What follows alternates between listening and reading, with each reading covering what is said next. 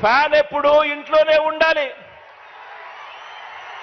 Fan ఎప్పుడు ఇంట్లోనే ఉండాలి, సైకిల్ ఎప్పుడు బయటే ఉండాలి,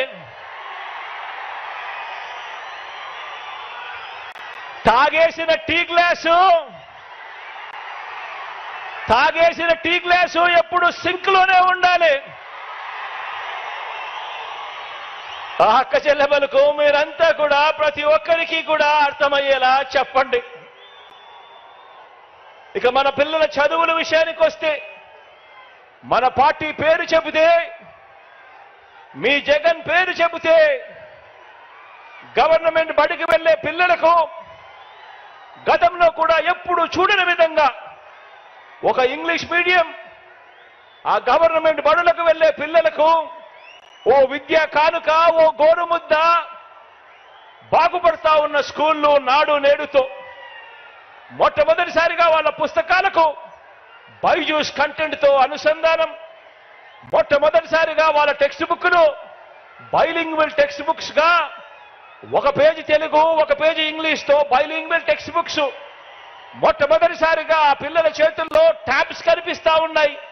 మొట్టమొదటిసారిగా ఆ పిల్లలు వెళ్తా ఉన్న ఆ క్లాస్ రూములు, ఆ ప్రతి స్కూల్లో ఉన్న ప్రతి క్లాస్ రూము కూడా 6వ తరగతి నుంచి ఆ పైబడిన ప్రతి క్లాస్ రూమ్లోనూ కూడా ఈరోజు డిజిటల్ బోధనతో ఐఎఫ్పి ప్యానెల్స్ తో ఈరోజు క్లాస్ రూమ్స్ అన్ని కనిపిస్తా ఉన్నాయి. మొట్టమొదటిసారిగా సబ్జెక్ట్ టీచర్ కాన్సెప్ట్ బడులలో ప్రవేశపెట్టడం జరిగింది. మొట్టమొదటిసారిగా టోఫుల్ను సైతం ఈరోజు క్లాస్ రూమ్లలో బోధన చేయడం జరుగుతూ ఉంది. మొట్టమొదటిసారిగా పిల్లలందరికీ కూడా సిబిఎస్ఈ నుంచి ఐబీ వరకు కూడా ఈరోజు ప్రయాణం సాగుతా ఉంది.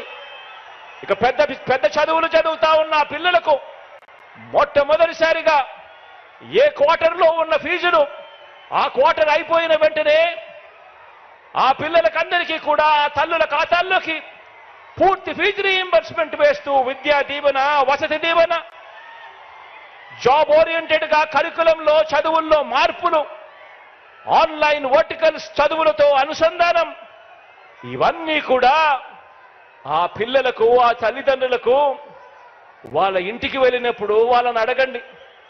మన బడులు కానీ మన పిల్లల చదువులు కానీ ఇంతకు ముందుకు ఇప్పటికీ తేడా ఎంతగా ఉందో గమనించమని చెప్పి ప్రతి ఒక్కరిని కూడా అడగండి.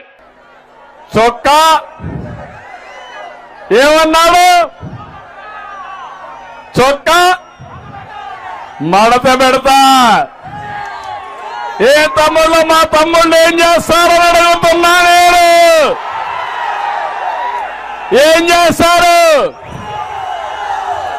ఏం చేస్తారు? కుర్చీలు మడత పెడతారు. ఏం జరుగుతుంది? నీ కుర్చీ ఊడిపోతుంది. అవునా కాదా?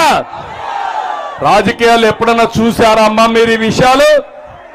ఒక ముఖ్యమంత్రి చొక్కా మడత పెట్టి కొడతావా? వాలంటీర్లు కొట్టబెడతావా?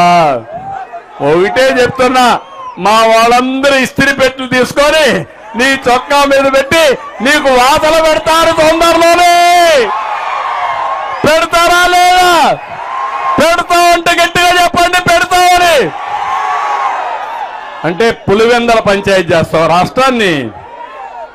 అంటే రాష్ట్రం అనుకుంటున్నావు గొడ్డలతో అన్నిటికీ సమాధానం చెప్పాలనుకుంటున్నావు, కానీ నీ గొడ్డలితో సమాధానం చెల్లుబాటు కాదు.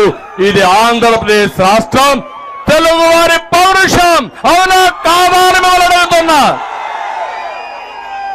అందుకే నేను ఎప్పుడు కూడా దుర్మార్గుల గుండెల్లో నిద్రపోయాను, కానీ మంచి వాళ్ళ గుండెల్లో ఎప్పుడు నిద్రపోలా. నేను అనుకుంటే బయట వచ్చేవాడా ఈ జగన్మోహన్ రెడ్డి? ఒక్క అడుగు పాదయాత్ర వేసేవాడా అని మిమ్మల్ని అడుగుతున్నా. అది నా మర్యాద. తీవ్రవాదుల పైన పోరాడిన పార్టీ, ముఠా నాయకుల పైన పోరాడిన పార్టీ, మత విద్వేష శక్తుల పైన రాజీ లేని పోరాటం చేసిన పార్టీ, రౌడీల్ని రాష్ట్రంలో లేకుండా చేసిన పార్టీ. నాకు ఈ రాజకీయ రౌడీలు ఒక లెక్క తమ్ముళ్ళు. అదే చెప్తున్నా, కబద్దార్ జాగ్రత్తగా ఉండండి. రాజకీయాల ముసుగులో రౌడీజం చేయాలంటే, రాజకీయ ముసుగులో పోలీసులు ఉపయోగించుకోవాలంటే మీ ఆటలు సాగనీయం.